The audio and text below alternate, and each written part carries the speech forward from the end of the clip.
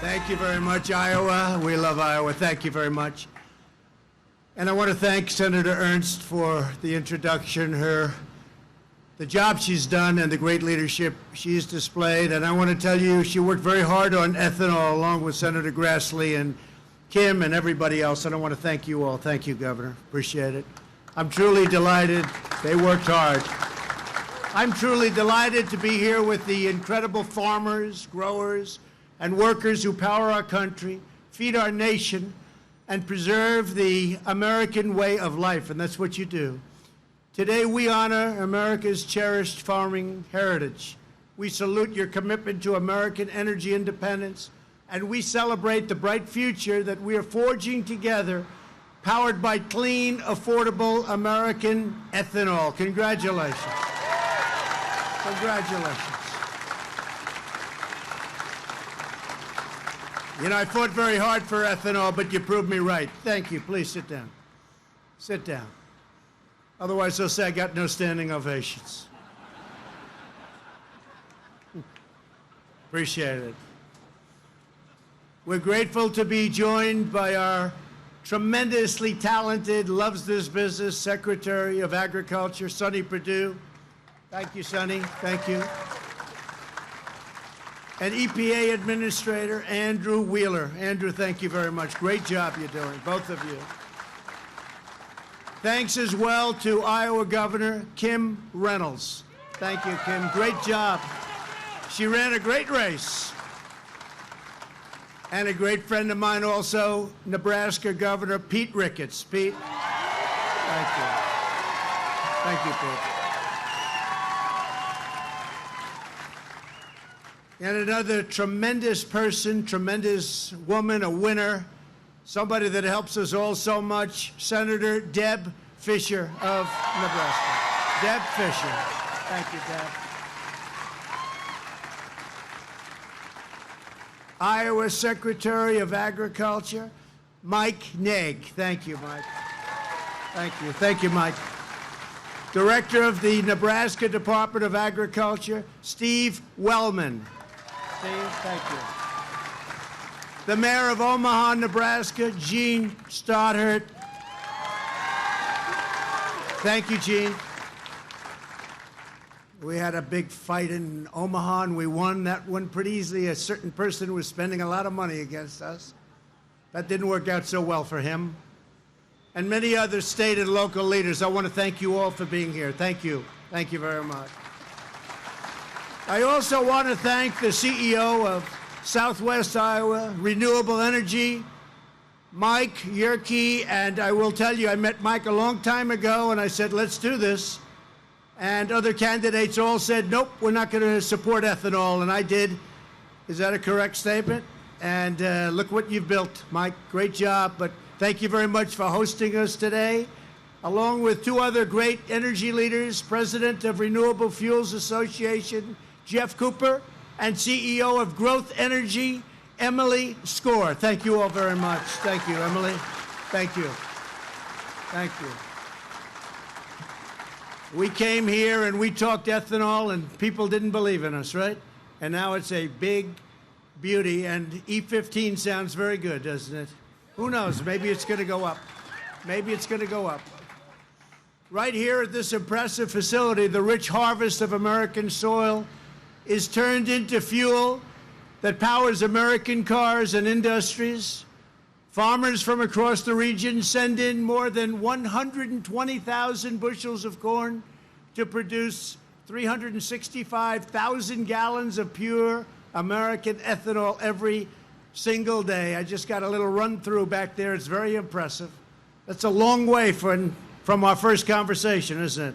It's a long way. You've come a long way. So have I. I became president.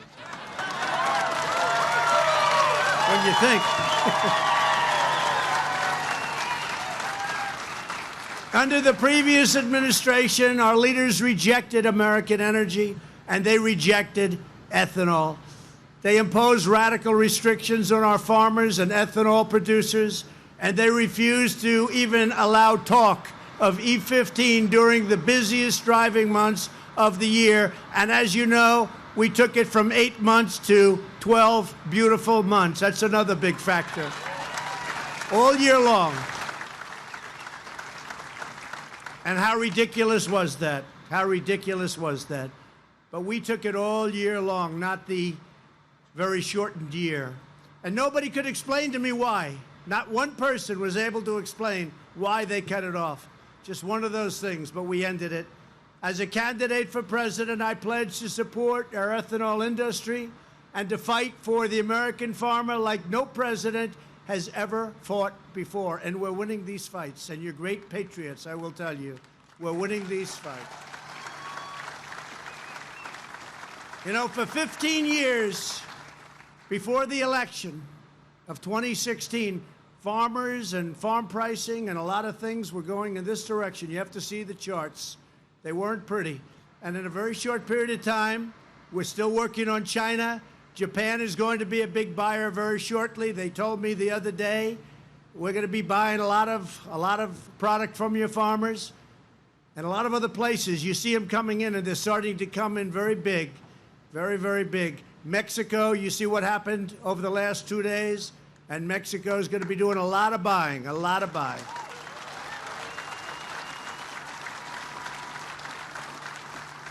Within a year and a half, I would say you'll be in the best position that you've been in 15 years as farmers, and you deserve it. You deserve it.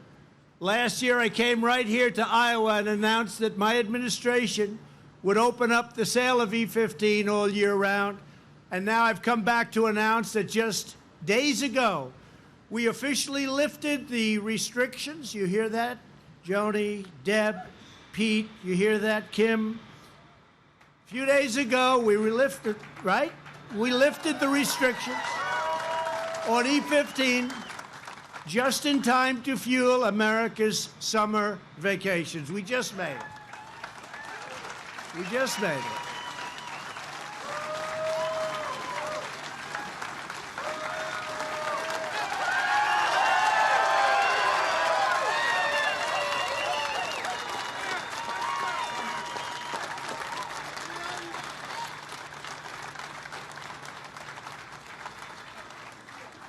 That's a nice group behind me. I don't know, their seat's no good, but they're going to become very famous tomorrow.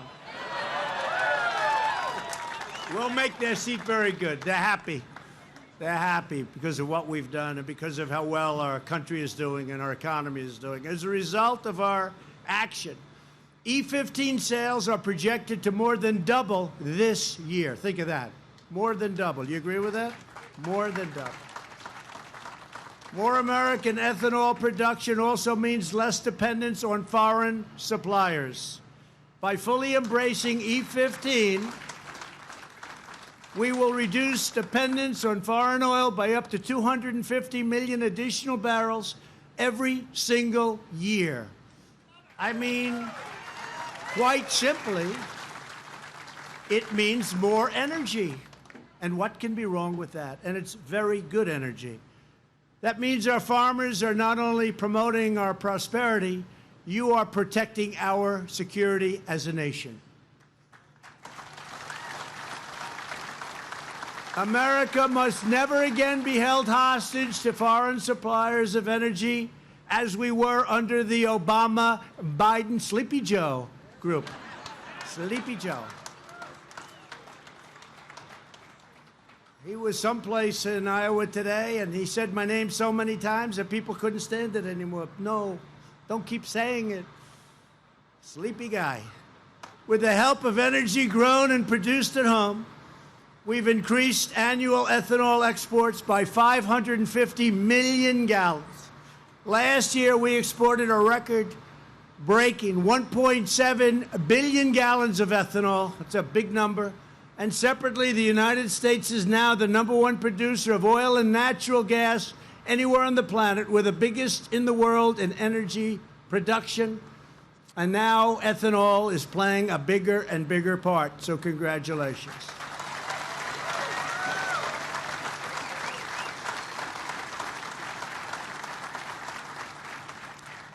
And this isn't political season quite for me. It'll start next week. But just remember, the Democrats were totally opposed to this, folks. They didn't have a clue. After decades of being held down and held back, we are now a net exporter of energy to the world with a tremendous increase of jobs in the energy industry. We are securing our nation's future through American energy independence and American energy dominance, and that's what it is. It's become dominant. At the same time, the fuel you produce brings down prices at the pump for millions of American drivers. Those savings go straight into the pockets of hardworking families all across our land. Here with us today are several Americans at the center of our nation's energy revolution who want to share why ethanol is so important to them. Kevin Ross is a sixth-generation farmer from the nearby town of Minden. Kevin, please come up and share your story. Kevin.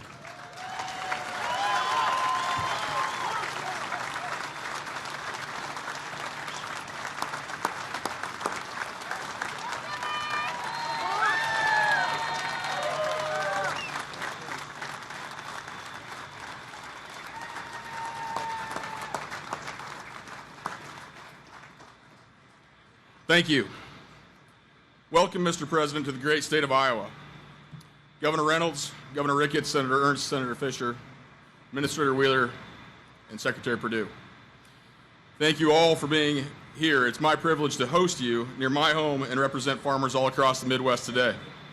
I'm Kevin Ross, a sixth-generation farmer and first vice president of the National Corn Growers Association.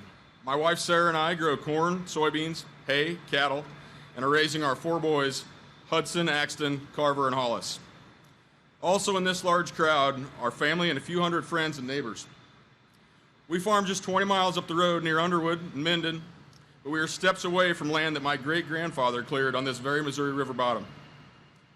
Mr. President, Secretary Perdue, and Administrator Wheeler, I want to sincerely thank you for sending direction to the EPA and making 15% ethanol blends available year-round, bridging a gap to higher blends.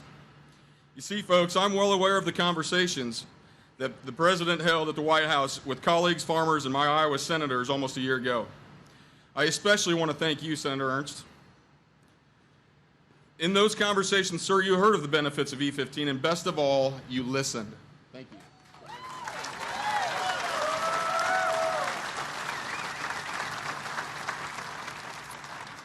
Just a couple months later, you gave direction to EPA to finalize the E-15 rules, and here we are today, done.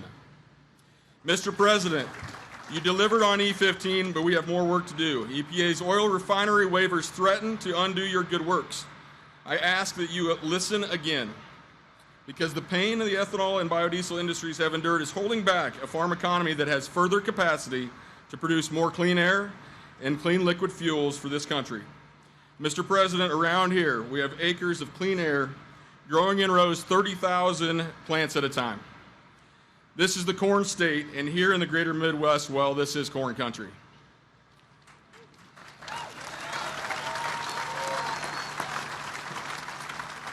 I also know you have long-term goals for a bill to get on your desk on infrastructure. The needs for this were evident before, but with the destructive spring that this area and so many other places across the nation have endured as well, this need is more glaring. I implore you to next tackle this with the same tenacity and vigor that you have with border security and other issues. I work in the greatest, thank you, yes.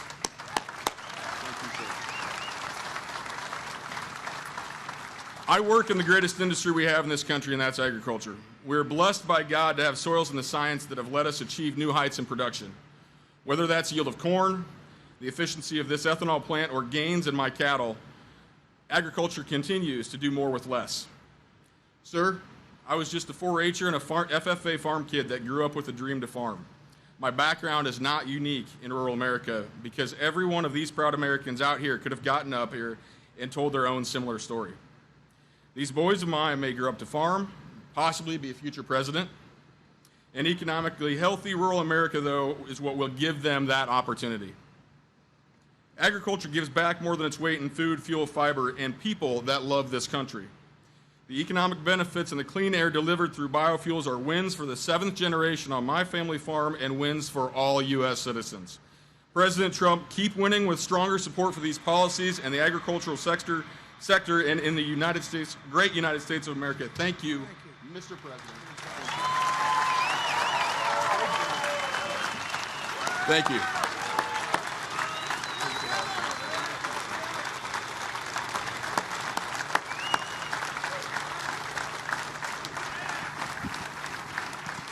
Thanks, Kevin. Wow. Thank you, Kevin. Great job. I'd like also to invite Kenny Wilcox up. He trains new employees here in Southwest Iowa Renewable Energy. Kenny, where's Kenny? Kenny, come on up here, Kenny. Great job you're doing, Kenny. Thank you. It's an honor.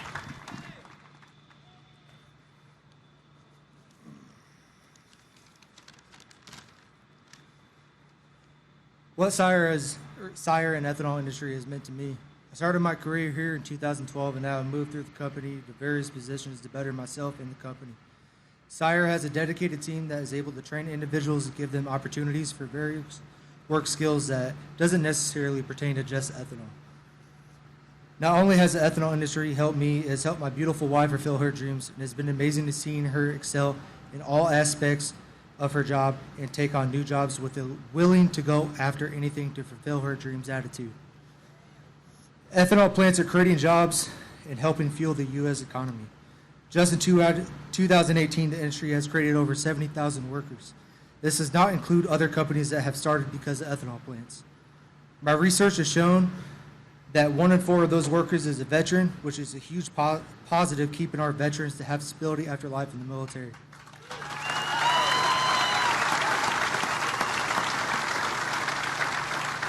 I have a lot of friends that are veterans, all who were confused on what they were going to do once they were out. Ethanol plants were able to create some of these jobs for them with little to no experience. Since I've been here at Sire, it's been pretty incredible to see companies starting up because of the uprise of the ethanol industry. These all have created a lot of jobs for people around here, and I feel the best is yet to come for us in the community. We hear a lot about ethanol is not good and so forth, but a lot of that information people get is false. I think people can look at the improvements that have been made and all the jobs that have been created by these plants, such as, but not limited to, welders, feedlots, enzyme companies, and electricians. One of our biggest benefits is the uproar of our trade schools that pertain a lot of jobs around here. I seem to think a lot of these things get overlooked by people. Thank you, President Donald Trump, for taking time to come here and address these ongoing struggle for the ethanol industry. Make America great again. Thank you.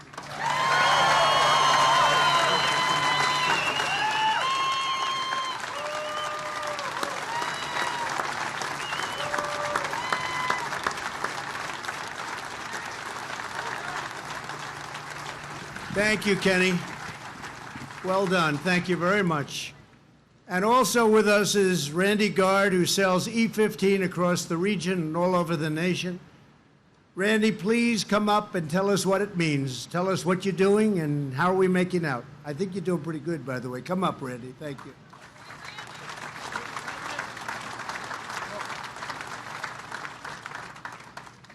Good afternoon, everyone. I'm Randy Gard. I'm the Chief Operating Officer at Bossaman Pump and Pantries, Bossaman Enterprises, located in Grand Island, Nebraska. And I am also a member of the Nebraska Ethanol Board. So here's what I know. Today is a great day for the American farmer.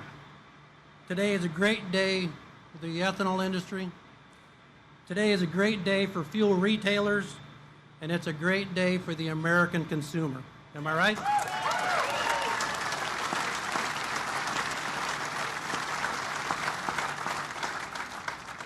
So bear with me and let me tell you our story. Bossaman Pump and Pantry convenience stores were located in Grand Island, Nebraska. Back in 2016, when Charlie and Brandy Bossaman asked me to take a look at fuel and see if this E-15 thing made any sense. We looked at it and thought it's a competitive advantage. We talked to some of our customers, and the customers said, we'd like to try it. So we started to install the infrastructure, started to put all the marketing information behind it, and we came up with something fairly simple but compelling. We said E-15 is simply better fuel and cost less. And it was easy for our employees at our stores to articulate, easy for our customers to understand, and it must have worked because if you look at it in 2017, our sales of E-15 increased over 300%.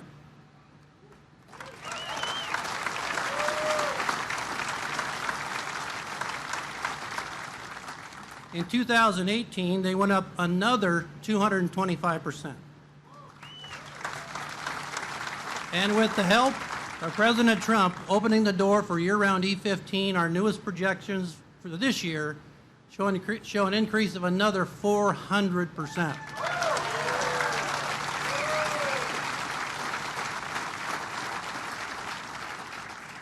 Now, with only 10%, approximately 10% of the convenience stores in Nebraska currently offer E-15, there's a huge, huge market opportunity.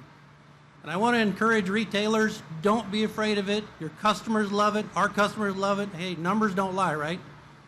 And I'm also proud to say that I live in the second greatest ethanol production state, right next to Iowa.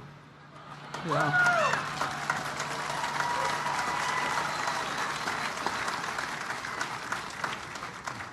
So when it comes to deals, Mr. Trump, being 1 or 2 in ethanol is a big deal. So a couple of thanks. President Trump, thank you for opening the door to E-15 year-round sales and driving our economy.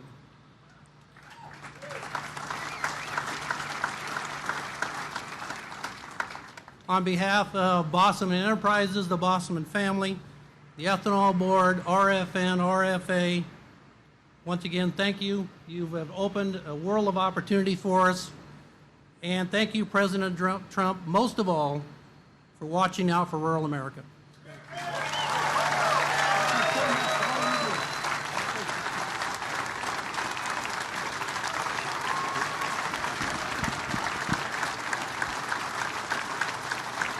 Thank you, Randy, and thank you all.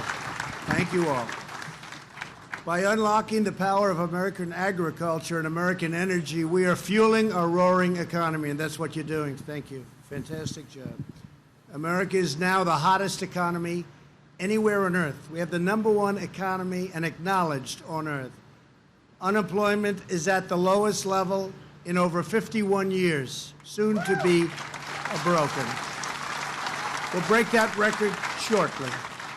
Since the election, we've created nearly 6 million jobs. And frankly, if I would have said that during the election, the fake news media would not have believed it. They would not. They would not have found that acceptable. If I ever used that number, they would have said there's no way. Nearly 900,000 fewer Americans rely on part-time work right now because they have full-time jobs. And you've heard me say this before, and I'm very proud of it. African American, Asian American, Hispanic American unemployment have all reached their lowest levels in recorded history in this country. Wages are growing, and they are growing at the fastest rate for, this is something so wonderful, for blue-collar workers. The biggest percentage increase, blue-collar workers. And over the next 3 months, companies are expected to hire workers at the fastest pace in more than a decade, with the greatest gains for workers right here in the Midwest. We have the #1 location for gain. You know that. Past administrations did nothing while the farm income declined. In the last 2 years of the previous administration, farm income plummeted by more than $30 billion, and agricultural exports dropped by over $22 billion. Did you know that? Did you know that? You'll be hearing it a lot over the next little while. That's not a good number. But we are turning it all around, and we've turned it all around, and wait till you see the real numbers start coming in when it all comes together. Somebody had to do it. You knew we had to do it. We couldn't take it any longer. Nations all over the world We're ripping off the United States like never, ever before, whether it's China or so many others that I won't mention, including our allies. Sometimes our allies did a better job of it than the enemies. But we're changing it all around, and you see it already. And you see it by the kind of numbers that I'm talking about. By the end of this year, farm incomes are projected to rise by more than $10 billion from the day I was elected. And under my administration, we will always protect and defend our great American patriot farmer. Always.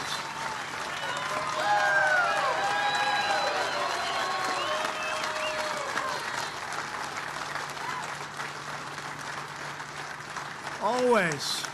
Thank you very much. We're reversing decades of failed trade policies, opening up new markets, and fighting to give our farmers the fair and level playing field they deserve. You never had a fair playing field for the last 15 to 20 years. You were taken advantage of by stupidity, by incompetence, by people that don't care. Who knows? You were really treated very badly. But you're not being treated badly anymore. You see what's happening. The brand new U.S.-Mexico-Canada agreement, the USMCA, will replace NAFTA, one of the worst deals ever made by any country on trade, and expand market access for American agricultural products, and very, very substantially. With that being said, you have to get out and push the Democrats to put it up, because they'd rather see our country do badly than give us a victory. And actually, it's going to be a victory for them, too, if they get it approved. And they could use a victory. So go out and press the Democrats, everyone in your area, press. We need the help of the Democrats. Press Nancy Pelosi, press them all. Because if they don't put it up, it's a tremendous opportunity, probably something like you won't see again. Got to get it done. It's incredible for the farmer, for the manufacturer, for virtually everybody. It's going to go down as one of the greatest trade deals, already acknowledged to be one of the best negotiated trade deals. But if you look at Canada with the tremendous tariffs they were charging you to sell your product inside, and Mexico, it's all a much more balanced, much more fair transaction. You're going to make a lot of money. You're going to grow a lot of corn and a lot of everything else. You got to get the Democrats to approve it. You got to get the Democrats. All they have to do is put it up for a vote, because many Democrats, probably most Democrats, if not told to do the other alternative, they will all vote for it. So get the Democrats out, put it up for a vote, and let's get it signed. It's all ready. It's all ready. The USMCA ends unfair trade barriers for American dairy farmers, wheat producers, egg producers, and wine growers, and it will ensure robust market access for American exports of corn, beef, pork, poultry, and many other farm products from coast to coast. It's a winner. And we just wanted to do pretty much the opposite. How bad was NAFTA, what they did to you with NAFTA? And that's why for 15 years you've been going, that and other reasons. That's why the farmer's been hurt so badly over a 15-year period. This deal is amazing for our farmers, and I'm proud to announce that nearly 1,000 farm groups have already endorsed it this morning, and the biggest groups. So it's time for Congress to bring this groundbreaking agreement up for a vote. We're also taking long overdue steps to stand up to China's chronic trade abuses. Have to do it. Somebody had to do it. They've been taking out of our country for many years $500 billion, with a B, $billion a year. And somebody had to say no more. And Biden didn't say it. They just let it happen. And in all fairness, so did other presidents. We're stopping it. It stopped. And we're taking in right now billions and billions of dollars in tariffs. And they're subsidizing product. And by the way, I haven't seen any inflation. We are taking in billions. And out of those billions that we're taking in tariffs, we gave the farmer $16 billion because that was the highest amount that China had ever used to purchase your product. 16 billion. So we took it right out of the tariffs that we're getting from China. And Sonny Perdue, you're going to be distributing that to all of the farmers over the next probably 2 months, right? Nobody else is going to do that, I can tell you. Nobody else does that. For years, China imposed massive barriers to the American farm goods, stole our intellectual property, and plundered vital trade secrets from even American agribusiness. You know, they would take, your business has become very sophisticated, and they and other nations would take these beautiful, incredible secrets, no different than computers and other things, and they'd use them, and they'd take them, and they wouldn't pay for them, and that's not right, because you're the ones that developed them. Our colossal trade deficits financed the buildup of China's infrastructure, military, and technology at the expense of us, the American taxpayer. Now, in response to our economic self-defense, China has levied unfair retaliation against the farmers and the ranchers, but we've made up for that retaliation with the $16 billion, and I must tell you, made up for it and more so, and more so.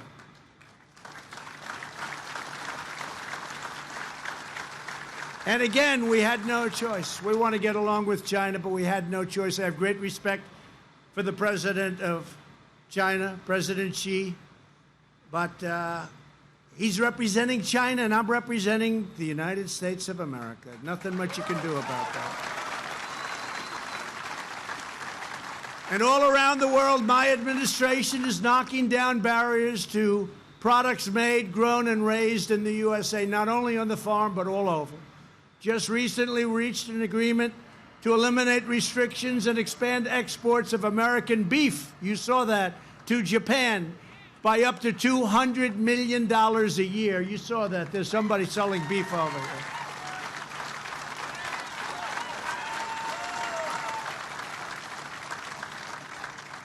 They haven't bought our beef since year 2000.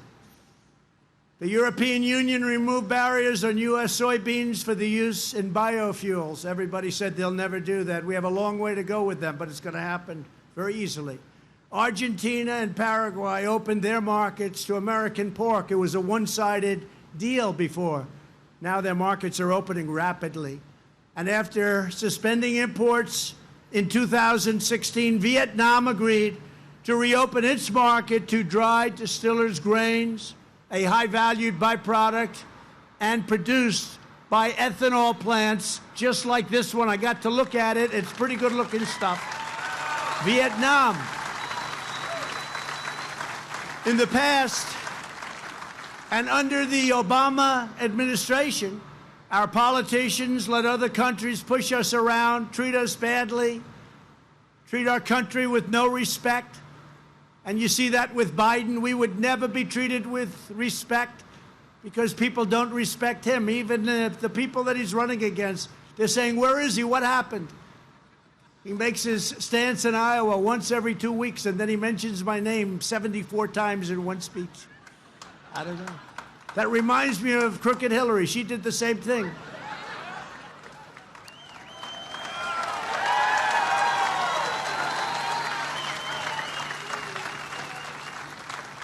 And then when it came time to vote, they all said, you know, she doesn't like Trump very much, but what else does she stand for? Same thing's happening with Sleepy Joe. He's a sleepy guy. As we stand up for our farmers abroad, we are fighting to get the governments from other countries and our government in particular off of your farms and out of your wallets and put them right back where it used to be many, many, many decades ago. We passed the largest package of tax cuts and reforms in American history. By far. And to keep your family farms and ranches in the family, we eliminated the estate tax, also known as the death tax, on the small farms and ranches and other businesses.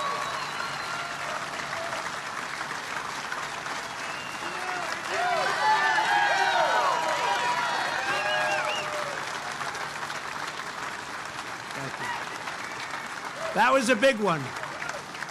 That was a big one. No, people are having a farm. They love their children, and they want to leave it to their children. And some of them aren't cash businesses, but they're great businesses, and the farms have real value, and something would happen to them. They want to leave it to their children, and the estate tax was so much that children would have to go out and borrow a lot of money from unfriendly bankers in many cases, and they'd end up losing the farm, and it was a horrible situation. We've eliminated the death tax. That's a great thing. That's a great thing. And it's only good, though, if you love your children. I say it all the time. If you don't love your children, and if you don't like your children, but especially if you don't love them, does anybody here not love their children? Because if you don't love your children, it's not going to mean a damn. We slashed 30,000 pages of job-killing regulations from the Federal Register. That's an all-time record in the history of our country.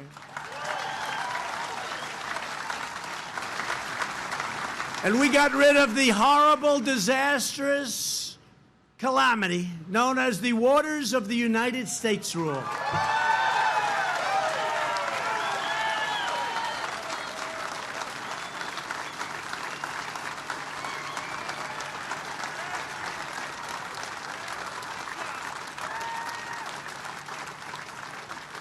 And I tell you, Joni and Deb, I was getting ready to sign that one. You know, the Waters of the United States. Well, what could be more beautiful sounding? That was the only thing good about it, the title. Everything else was a catastrophe. They took your land away. If you had a puddle in the middle of your field, they considered it a lake. The rules and regulations made it impossible. And I signed that, and behind me I had home builders and farmers mostly, and ranchers. And many of them never cried in their life, including when they were born, and they were crying. Yeah, I mean, it's true, though. They were crying behind me. You know that. You know that, Pete. They were crying because we gave them back their land. We took it away. It was like eminent domain. It was terrible. We gave it back. And, you know, I thought it was going to be a tough time for a while, and it wasn't. People got it, and they got it right away. And that was a great honor for you folks. That was a great honor. Thank you. And last year, I signed into law a historic farm bill, which increased the amount farmers can borrow to start, improve, and expand their businesses. You know that. We secured nearly $1.2 billion to expand rural broadband, which you need very badly. You need very badly. They have not treated the Midwest well with broadband, with anything having to do with the word computer. I look at some of those tractors, and they don't even hook up. They're all set, but you don't have the capability here in terms of your infrastructure. So we'll be taking care of that shortly. We're taking bold action to deploy high-speed 5G networks, and we're bringing prosperity to distressed rural communities across America through opportunity zones. By the way, opportunity zones, it's been incredible. And Tim Scott really helped us with that. Tim Scott. Great state, South Carolina. Tim Scott was incredible on opportunity zones, and they are taking off like nobody would have believed. Nobody thought they'd be so successful as they are. We're delivering the support of the federal government to help you overcome flooding and other natural disasters that have caused such terrible destruction. I flew in today in Air Force One, and I look outside, and I'm looking at water where I used to see fields. I came here many times, and I'd see fields, and now I'm looking at water. It's incredible. It still hasn't receded enough, but it will be. Joni, it will be. Deb, it will be. Pete, right? Kim, it's getting there. And we just did another little emergency because something happened. After it ended, something happened, and your governor, your great governor of Iowa, asked for some help. Your great governor of Nebraska asked for some additional help, and we're giving it to him, so you'll be able to work that out. You need it. And FEMA has committed to spend over $150 million in Iowa and Nebraska to respond to the catastrophic additional flooding that's been taking place. Never seen anything like it.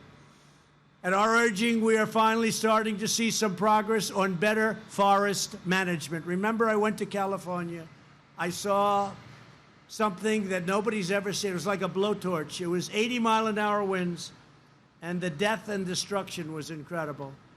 And I said, you need forest management. They were saying it was global warming. Could have had something to do with it, but you need forest management. You can't let 15 and 20 years of leaves and broken trees and dead wood that after the first 18 months is dry as a bone.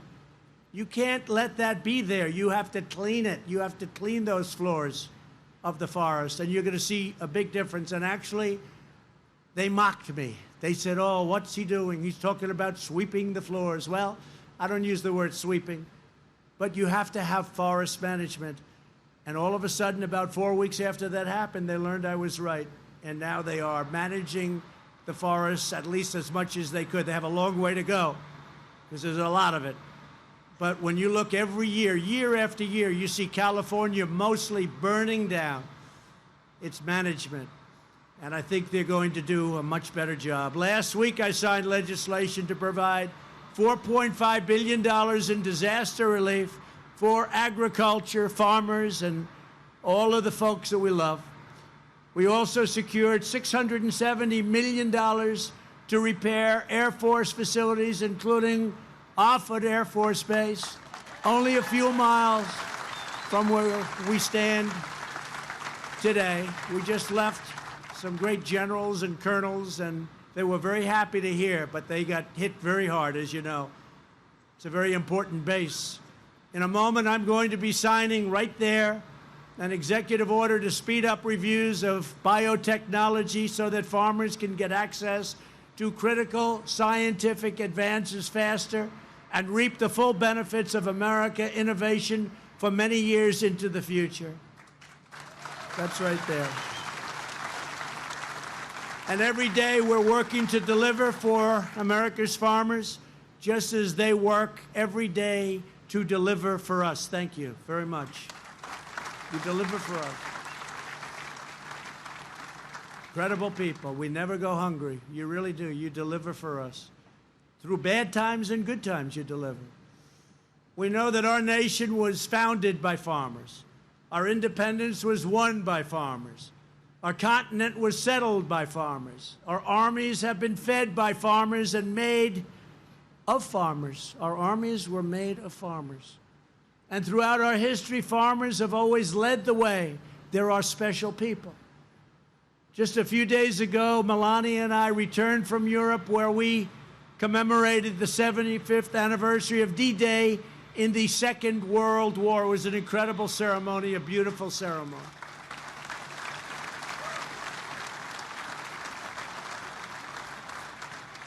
And in that great crusade, thousands of American farm boys sailed halfway around the world and gave their youth, gave their tears, their blood, and gave their lives in many cases for our country and for our freedom. Many farm boys. We must never forget that in that historic endeavor, D-Day, the greatest strength of our Army came from the incredible heart of our people. That noble spirit of patriotism will always thrive in the homes of America's heartland. America's farmers are not just the keepers of a cherished legacy. You are the guardians of a way of life, a great, beautiful way of life.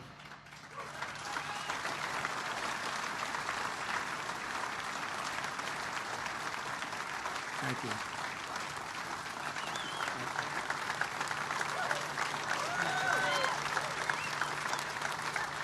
Thank you. You love this land because it's a part of you. You pour out your sweat, your love, and your devotion into this soil each and every day. From generation to generation, you pass down that tradition of American grit, American skill, and American pride, such great pride. Throughout our history, America's farmers have always been there to keep our country strong and independent and free. And that is why every day of my presidency, we will never stop fighting for our farmers or for our country and for our great American flag. Never stop.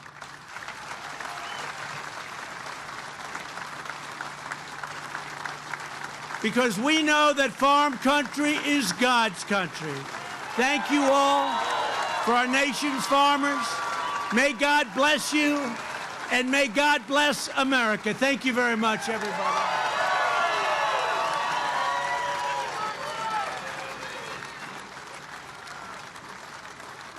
Thank you very much.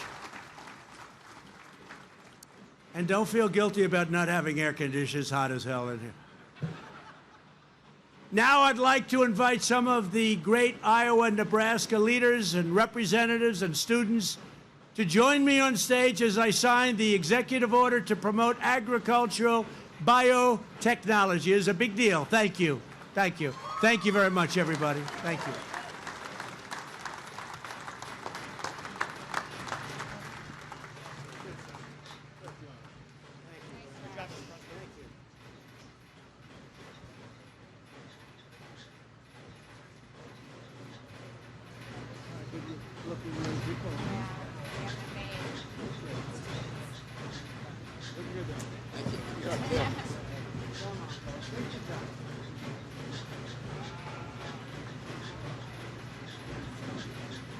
You ready? Sure you want to do this?